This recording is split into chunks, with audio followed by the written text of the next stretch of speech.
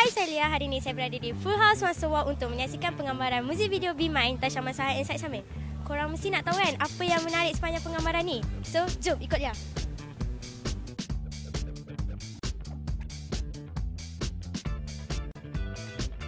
So, Hakim, macam mana pengalaman bekerja bersama director dan pelakon muzik video ni? Okey, terima kasih. Pengalaman bekerja dengan director kita iaitu Sufian dan tim Kelora Studio.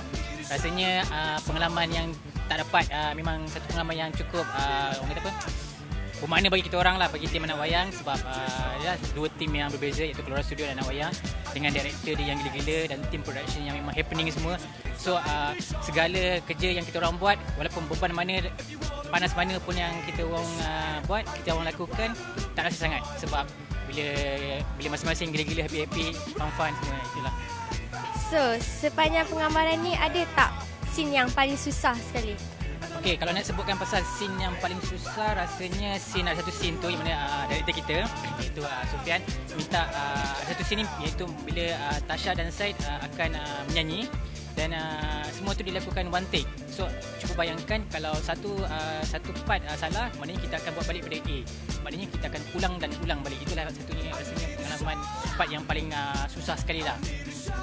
So, macam mana dapat idea untuk muzik video ni? Okay, sebenarnya idea ni based on the lagu tu juga. Sebab kita tahu music arrangement dari Jigoko, dan saya nampak dia cuba untuk buat kelainan dalam segi music arrangement. Dia tak nak sama dengan artis-artis YouTubers yang lain. So saya rasa dalam segi music video pun mesti ada kelainan dia sendiri. So saya based on the lagu, saya rasa lagu tu terlalu catchy. Jadi saya rasa perlu untuk kita buat muzik tu ada flash mob apa semua. So saya dapat idea tu based on muzik video tu, muzik tu sendiri lah. Okay, sepanjang penggambaran muzik video ni, scene mana yang paling susah? Okay, antara scene yang susah saya rasa ada dalam dua. Satu scene kita kena buat flash mob tu, and then kita kena buat dua version Melayu dan version English. And then yang saya rasa lagi susah adalah scene one shot, sebab kita perlu buat banyak kali, sebab setiap kesilapan tu kita kena buat sekali lagi. So itu mengambil saya rasa dalam 10 take atau lebih scene tu kita kena paksa buat balik. So saya rasa itu yang susah lah. So Tasha, dalam muzik video ni apa karakter Tasha? Saya sebagai seorang perempuan yang meminati seorang lelaki secara diam.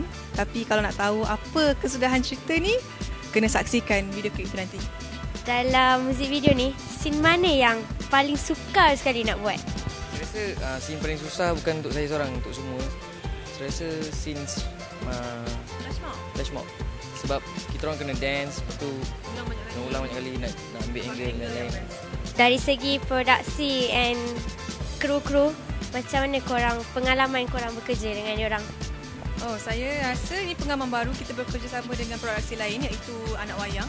Dan saya rasa satu pengalaman yang sangat hebat, di mana kita dapat belajar banyak benda baru dan kita semua dapat pengalaman baru. Dan saya rasa dia sangat cool dan awesome dan best.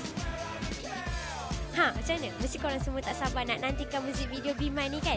Jangan lupa nantikan muzik video Be Mine dari Tasha dan Syed di Kelora Studio Channel, dan subscribe Kelora X untuk tahu update-update yang lebih menarik. Jumpa lagi. Bye.